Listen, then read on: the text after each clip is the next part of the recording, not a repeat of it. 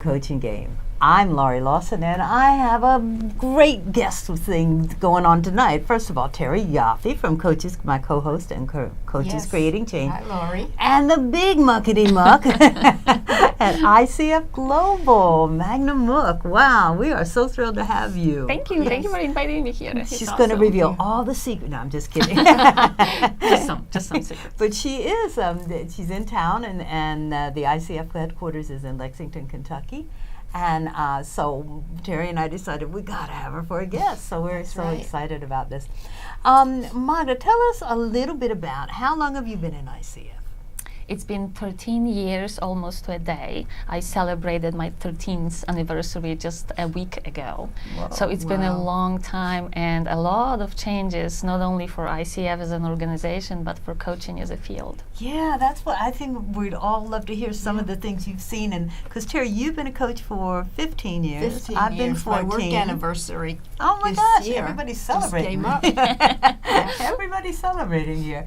Yeah, come to think of it, mine is too in November. But so yeah, what changes have you seen? Because you started out as executive assistant, right? And when coaching was just getting started, and then Yes, I was an assistant executive director when I first started, and for the last 7 years I've had a privilege of being an executive director.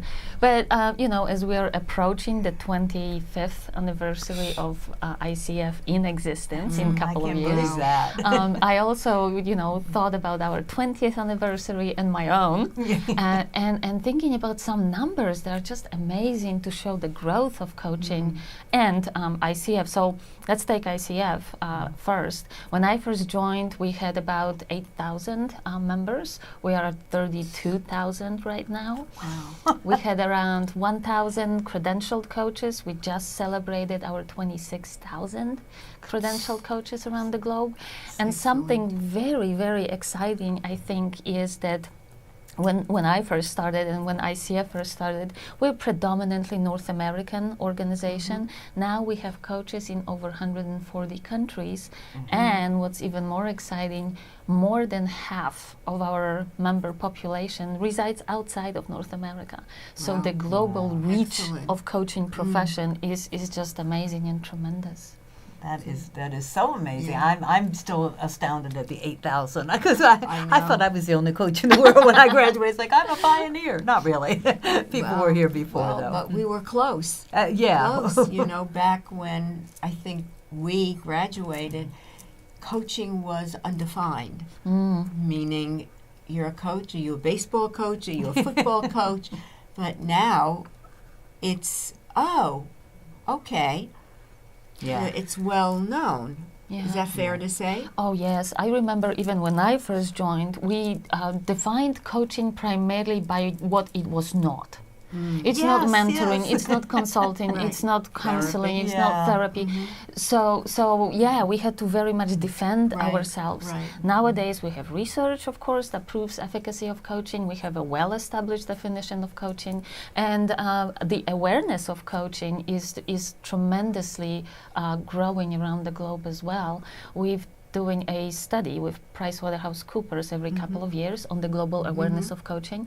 And when we did our first study 6 years ago, we did not know what the answer is going to be. And the lawyers say don't answer a question you don't know the answer to. So we were really anticipating that response with certain level of trepidation, and we did learn that over 50% of global population in countries we researched were aware of coaching.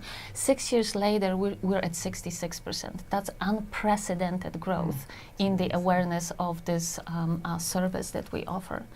You ask about how coaching changed. Well, I was reminiscing in that even the term internal coach was not well known or used. There was no talk about organizations using coaching, or mind you, building coaching cultures. There was no notion of managers and leaders using coaching skills. So really the field grew tremendously over this last several years. And I think that this is interesting to see how ICF as an organization and coaching is responding to the demand of the marketplace. So would you like to share a little bit of the ICF and then how you're responding? So where is the coaching culture come over these 25 years, but more landing on today's world, which is, I think, so different than when we started coaching. Well, remember when we started coaching, we were the punishment. Organizations would go, if you don't see a coach, you're going to be fired, and it was like, so we were the people who were like, oh, we were the people with the whips, Now the deciding factor. Change, yes, exactly, and it was like I didn't like that position at all. But so yeah, it would be interesting. But I know you guys they never rest, and they're constantly enhancing and working on, and so give us a brief history of what changes have you seen? That's a great question. That is very true. That coaching has been perceived as punitive. Or remedial. So coach was invited to coach somebody out of a problem or somebody out of the organization, if you will, or at least that was the perception. And since coaching started being available more as a tool to be better, to go further, to dream, enhance, exactly. Their skill set. And another big change, I think, happened when probably you remember these days that coaching has been available only to top level individuals, which possibly was even slightly arrogant and unfair to think that one person could entirely change the organization and the outcomes for the organization. So organizations started adopting the at least a mindset at first that coaching has to be available to other people within. That maybe all VPs should be coached. Maybe certain teams should be coached. So team coaching is another new thing coming in. So we've been doing a series of studies with the Human Capital Institute since 2014 about use of coaching in organizations. And what we learned is that there are some organizations that are much better in using coaching in their overall structure. And what we started calling it is the emergence of coaching culture in organizations. With HCI, we developed a index of what defines coaching culture. And the organizations are self-reporting on that scale. But the important characteristics are that there is a dedicated line item in the budget. It always comes to money at some point, right? Of course. That there is executive sponsorship. So there is a champion high up for coaching, and that coaching is available to just about every level within the organization. So it transcends through the entire enterprise. And what we learned is that the organizations with strong coaching culture enjoy much greater engagement of their employees. And, of course, that goes hand in hand with a better financial results for the organization as compared to organizations of similar size in similar sectors. So, to me, it's music to our ears because that means that there is a business case for coaching. Let me ask you something. Do you feel, what came first? Because emotional intelligence is such a hot topic now. Do you feel coaching sort of paved the way for that? What we know also from research is that there is a new, and not necessarily research in coaching, but overall in management, there is a desire for new type of leadership. And that new type of leadership points to emotional intelligence, points to self-awareness, points to being inclusive in your style. So all of that, we know coaching has tremendous success in helping people realize where they are and helping people improve if that's the goal. So I think that coaching and emotional intelligence are going very much hand in hand as sister and brother, and one helping another. Yeah. It's interesting because we were talking about this at lunch. Brené Brown, of course, is a pioneer in the whole vulnerability, Daring Greatly, and she has several other books, and she just has a new one, Dare to Lead. And the skill sets that she talked about, one was vulnerability, which goes with emotional intelligence, trust, and several others that I don't quite recall off the top of my head. So, they kind of go together, that whole emotional intelligence. But how many companies really are creating that type of environment. That's always a questionable I think that more are trying to or are really aspiring to, because trying is not the plan. So more and just more had that conversation with the light situation here. Right. So trying is not necessarily a plan, but since there is more information about the success of organizations using or building coaching cultures, I think more are either intrigued or even taking it as an invitation to test their own preparedness and also what needs to be done to change it. It goes hand in hand with we heard it all, millennials are coming. Right. Well, they are, and it's not that They're here. By 2025, they're going to represent 75% of entire workforce and significant percentage of the purchasing power, which is even more important. So what we know is that their values are not necessarily any different. They want the same thing, and another research with HCI, what they want, much like their colleagues from other generations, to be heard, to have a voice in decisions. They want also their managers to care about their career pathing. And they also want to be evaluated not on number of hours they work, but the outcomes they the impact achieve. they've made. Yes. So the old style of leadership is not working for them. No. They want that inclusion. They want that, let's be a part of a solution together. So coaching definitely supports tremendously building of that new leader or a leader of the future, no matter, how old the person may be in people's age. People's age, Interesting to see the flow of where coaching has come. And, one of the other things we were talking about was, as coaches, how do we impact and rise up to the landscape that's before us now? When, again, I could be really wrong here, but when you think about a lot of the old-timer coaches, whatever that means, people that are there from the beginning, they were schooled a certain way. If they're still coaching, how do they make shifts to coach today's world of business? Because I think that, I don't know, when you've come to a place, we're not the whole younger generation, us, we're kind of in the middle, but maybe more flexible and agile on how we coach, that we have the ability. So, it's a different landscape, a different business model to navigate today. It is, and I think that this is beautiful parallel with coaching. We ask our clients to be agile and adjusting, and we have to do the same. Some that don't.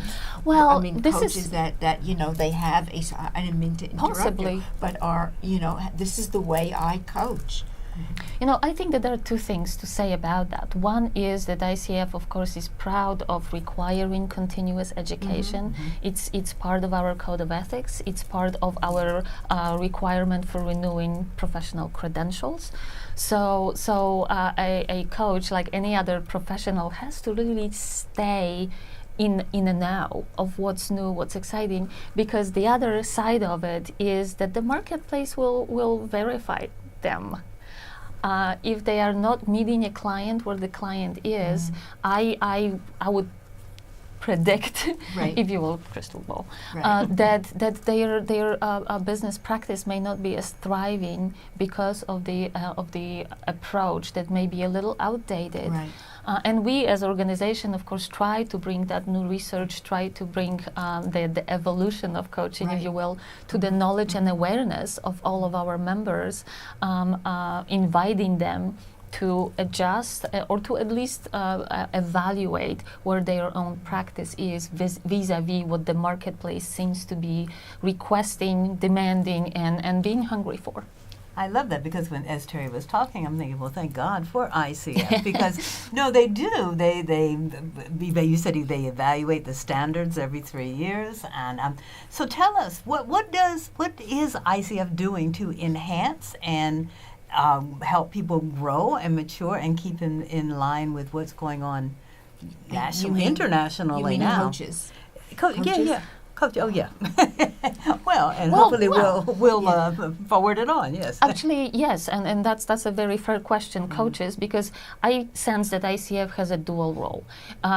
We are the Association of Individual Coach Practitioners, and yet we also are. As our mission suggests, trying to see coaching being an integral part of society.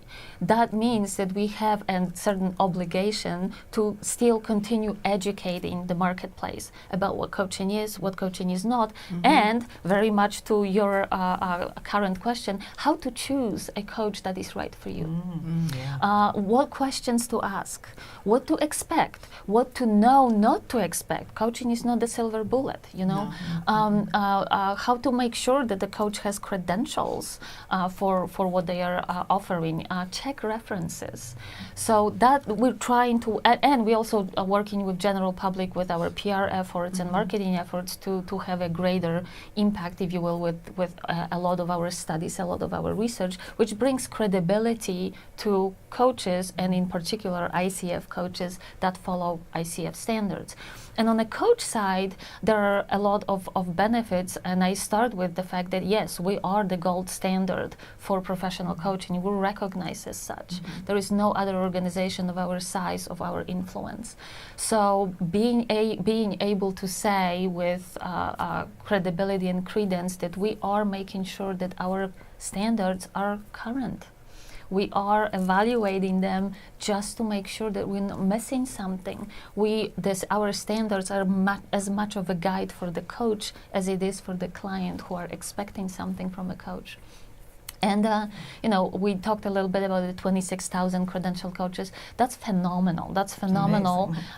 Because that means that 26,000 people are actively maintaining their credential. So we also work on creating the education for them of how to stay current in their practice, and something we also touched upon during lunch, that how do they run successful business? We want coaching to be thriving, we want society to be thriving, we want coaches to be thriving.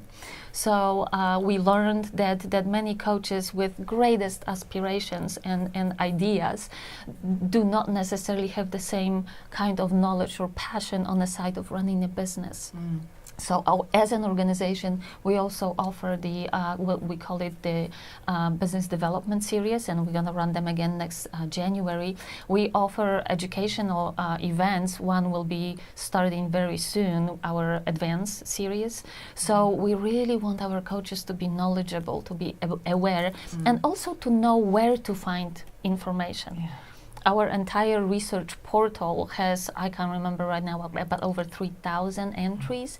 So we know that our members, coaches, are curious. That's what we also ask our clients to be, remain curious. So we invite our coaches to be curious by curating a lot of content they can use for their own careers. Interesting. Wow. It's a lot. Multifaceted. I'm glad you said that. Yeah. You changed it because I didn't even think about what you were doing with the community. I was thinking, what do you do for coaches? Right. Oh my gosh. It's like, you must be very tired. Yes.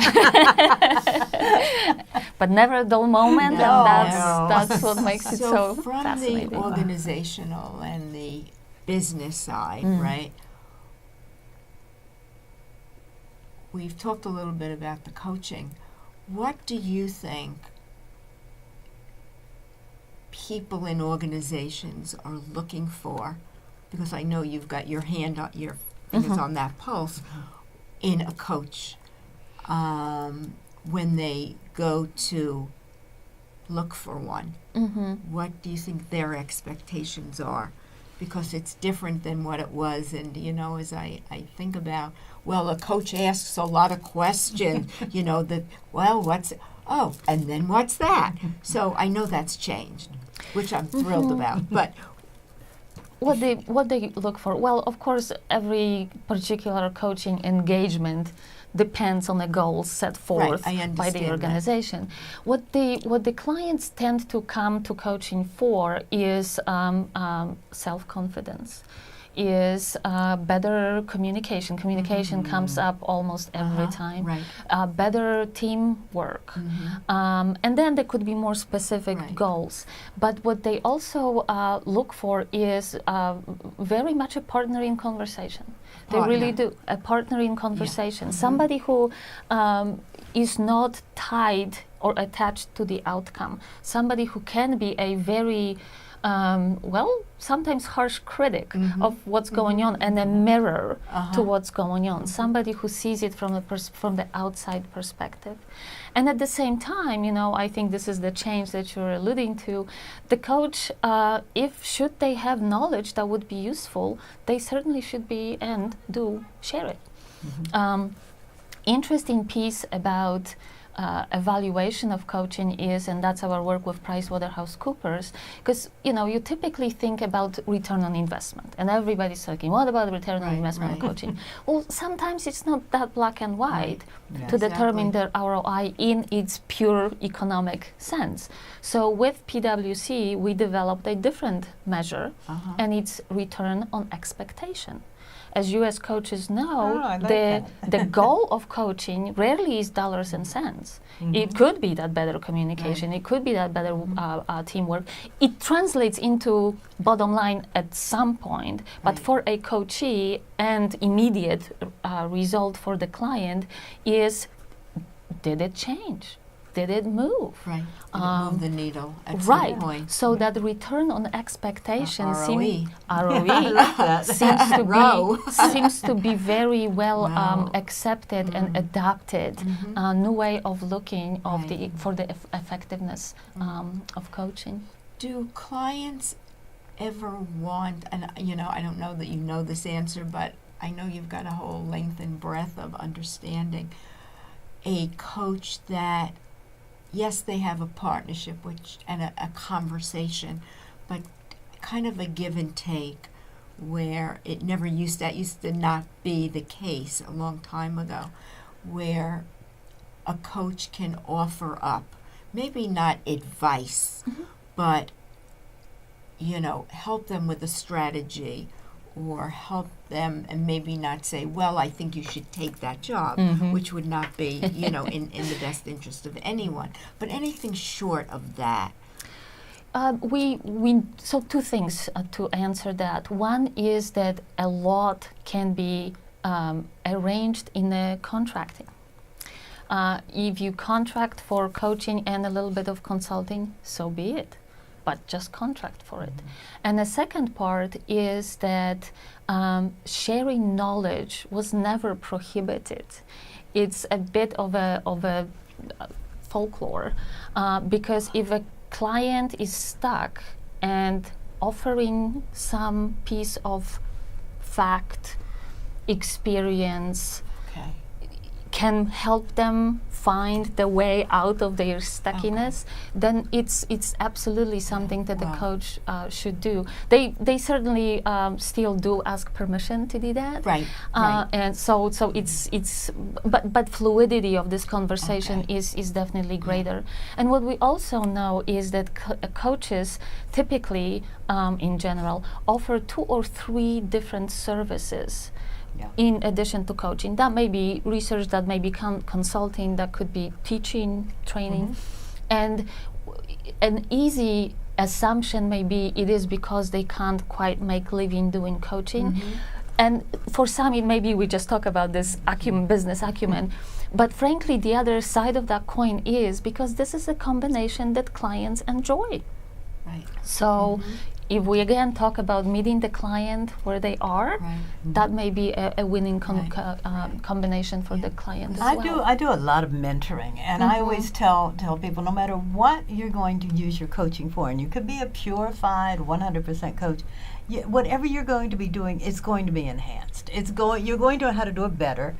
So if you are doing consulting and you know the coaching skills, bravo. If you're, if you've been hired to do a specific job, and I I understand the purity factor where people go, oh, you can't.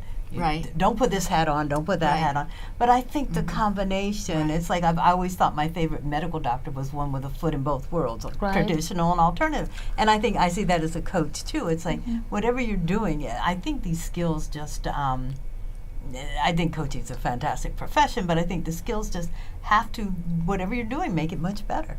Well, this is why we have this advent of leaders and managers using coaching skills. They are not coaches. Right. Right. They use coaching skills to enhance whatever they do on a daily basis and help their employees to also achieve their results, their best results. Yeah. Yeah, that's, I find that when I'm coaching, and I coach individuals, I don't go into companies, if they have something else, I'll say, so might I have permission to tell you something? They would say, of course. And I might have an experience that might align, might not align, but might open up their minds to looking at something. Exactly. I have a running joke with my coach, because when I get into something really big, and then he would say, so what would you like, and I say, fix it.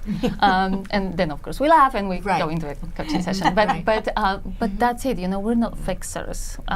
People have to find their answers. But if we have help and enhance that thinking, then definitely that's what needs to happen. Right. Yeah.